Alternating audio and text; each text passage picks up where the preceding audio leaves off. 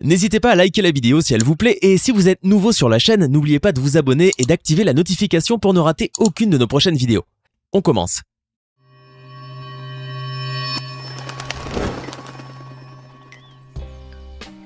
Cristiano Ronaldo, ou CR7 pour les intimes, est sans conteste une des légendes vivantes du football avec un grand F, au même titre que Pelé, Maradona ou Michel Platini. Le palmarès du jeune Portugais est en effet orné des plus prestigieux titres dont un joueur professionnel ne pourrait jamais rêver, et auxquels il faudrait aussi ajouter ses incroyables exploits et réalisations personnelles. Pourtant, pour des raisons assez obscures, on évoque très rarement les premières années de vie de Cristiano Ronaldo, ainsi que son enfance dans le quartier de Santo Antonio, à Funchal, sur l'île de Madère. Quelle a été l'incroyable destinée de Cristiano Ronaldo, de ses fulgurants débuts à Manchester United à son ascension hégémonique à la tête du football européen avec le Real Madrid? Installez-vous bien confortablement car aujourd'hui nous allons retourner aux origines pour tenter de savoir comment Cristiano Ronaldo est devenu footballeur. On commence. Cristiano Ronaldo, de son nom complet Cristiano Ronaldo dos Santos Aveiro, a vu en effet le jour le 5 février 1985, sur cette magnifique île au splendide paysage, nichée à environ 660 km de la côte africaine. Il n'en demeure pas moins que la pauvreté y fait des ravages et que beaucoup de Madériens ne s'en sortent que grâce aux aides sociales et aux activités saisonnières liées au tourisme et au bâtiment. Les parents de Cristiano faisaient donc partie de cette grande majorité de ces insulaires sans le sou qui, avec 4 enfants à charge et des salaires misérables de saisonniers, avaient bien du mal à joindre les deux bouts. José Diniz Aveiro, le père de Cristiano, cumulait en effet un emploi de jardinier à celui d'intendant au club local FC Andorina, pour lequel il s'occupait du matériel, tandis que Dolores Aveiro, la maman, officiait de temps en temps comme cuisinière. Le couple, vivant ainsi dans la précarité et déjà parent de 3 enfants, Hugo, Elma et Katia, considérait donc la naissance d'un 4e enfant avec une grande appréhension. Dolores avait d'ailleurs été tellement découragée par sa nouvelle grossesse qu'elle entreprit même de vouloir la suspendre en tentant de se faire avorter. En devenant le refus répété de son médecin traitant, la jeune maman de 30 ans a même utilisé de vieilles méthodes de grand-mère comme boire de la bière bouillante et courir jusqu'à l'épuisement. Heureusement pour elle et pour le footballeur mondial, ces nombreuses tentatives d'avortement se solderont toutes par des échecs. Et Cristiano Ronaldo aura ainsi la chance de naître et de grandir avant de devenir une véritable légende vivante.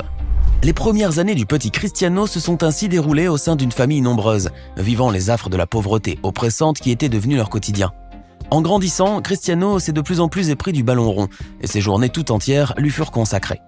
Le petit garçon sortait en effet pour jouer au football de très bon matin et ne rentrait jamais avant 9 h du soir, aux grandes dames de sa maman qui s'inquiétait énormément pour lui.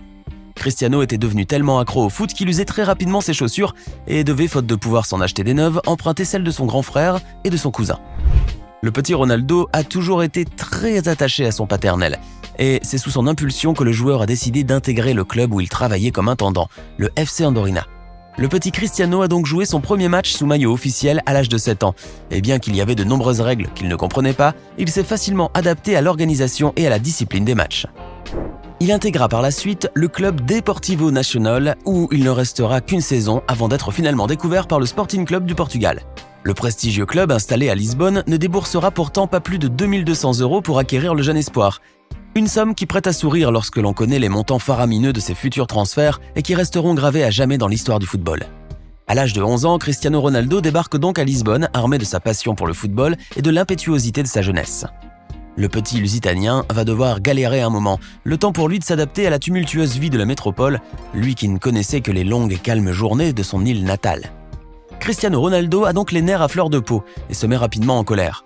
Toutefois, son caractère va s'adoucir assez vite, à mesure que le jeune insulaire s'adapte à la vie des grandes villes. Et surtout, depuis que sa mère a quitté son emploi de cuisinière à Madère pour venir s'installer avec lui. Le jeune prodige démontra à partir de là toute l'étendue de son incroyable potentiel footballistique et l'entraîneur totalement conquis n'hésita pas à le faire jouer pour toutes les catégories d'âge du club. Il n'était donc pas rare de voir Cristiano se démener sur le terrain contre des adversaires beaucoup plus âgés que lui, mais qui pourtant semblaient avoir le même niveau, tant son jeu était excellent. À l'âge de 16 ans, le jeune Cristiano Ronaldo est finalement repéré par Laszlo Bologna, l'entraîneur de l'équipe première du Sporting Club de Portugal, qui le fait entrer dans la cour des grands. C'est donc durant la saison 2002-2003 que le jeune prodige du ballon rond fera son entrée sur la scène internationale et commencera à être de plus en plus remarqué. Il jouera plusieurs matchs avec le Sporting où il démontrera ses qualités indéniables de technicien et de buteur, mais surtout sa haute polyvalence sur le terrain. Car Cristiano Ronaldo est tellement actif qu'il peut jouer sur tous les postes, et il n'était pas rare de le voir courir dans tous les sens sur la pelouse, tantôt en défense et tantôt en attaque, jusqu'au coup de sifflet final de l'arbitre.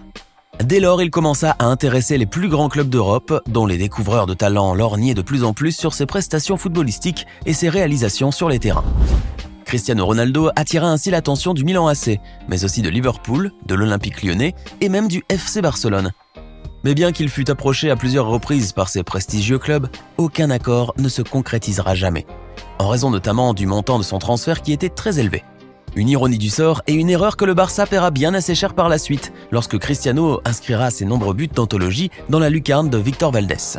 Mais c'est sans aucun doute lors de l'inauguration du nouveau stade du Sporting, le stade José Alvalade 21, où son équipe affrontera Manchester United, que le jeune prodige portugais fera un match remarquable qui allait faire basculer sa carrière à jamais.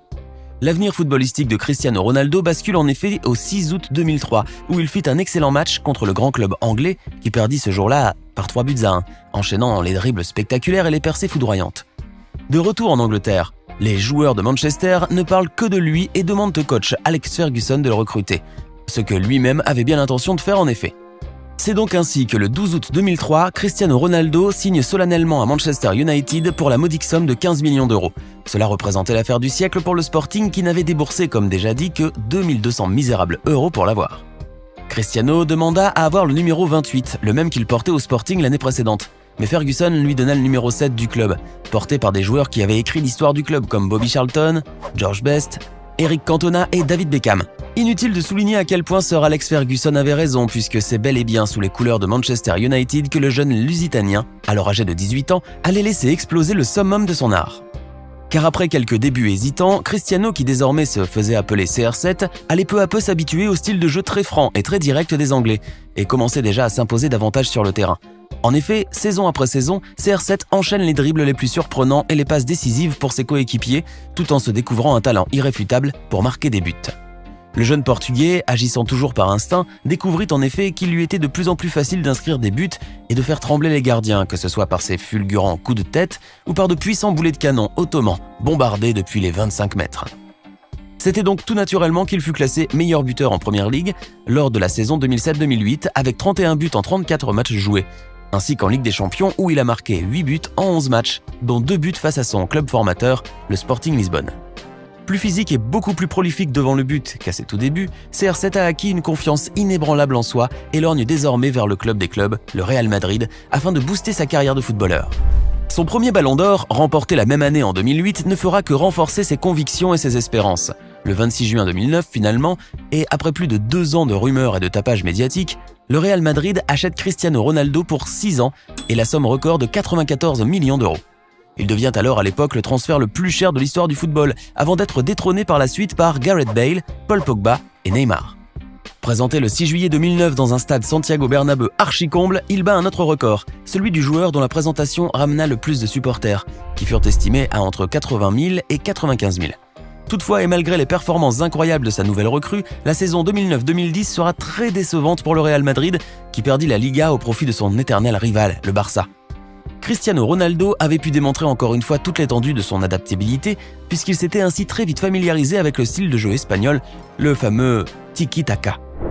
Et durant toute une décennie, CR7 se partagera avec son nouveau rival, Lionel Messi, les têtes d'affiche de la Liga, offrant un spectacle hors du commun et faisant du championnat espagnol un événement à ne surtout pas rater.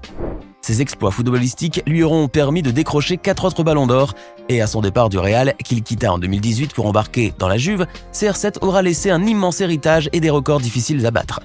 Mais au-delà même de son palmarès énorme et de ses exploits personnels qui feraient frémir d'envie les plus grands joueurs, Cristiano Ronaldo a su marquer les esprits, y compris ceux de ses adversaires et de ses détracteurs.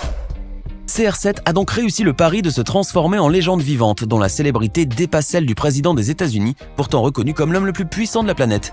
Et pour un jeune garçon ayant grandi dans la misère, et dont la mère avait même tenté de se faire avorter pour cause de précarité, dire qu'il a bien réussi dans la vie ne serait qu'un euphémisme éhonté. N'oubliez pas de nous dire ce que vous pensez du destin fabuleux de Cristiano Ronaldo. N'est-il pas incroyable? Je vous donne rendez-vous dans la prochaine vidéo pour découvrir une nouvelle histoire aussi impressionnante. Ce n'est pas fini. Envie d'en voir plus? Regardez tout de suite une vidéo insolite pleine de séquences incroyables et de découvertes inégalables sur la chaîne Eureka. Eureka est une chaîne consacrée aux listes insolites qui publie plusieurs fois par semaine des vidéos incroyables sur des sujets inédits. Cliquez tout de suite sur Eureka et découvrez maintenant la toute dernière vidéo de la chaîne. À demain!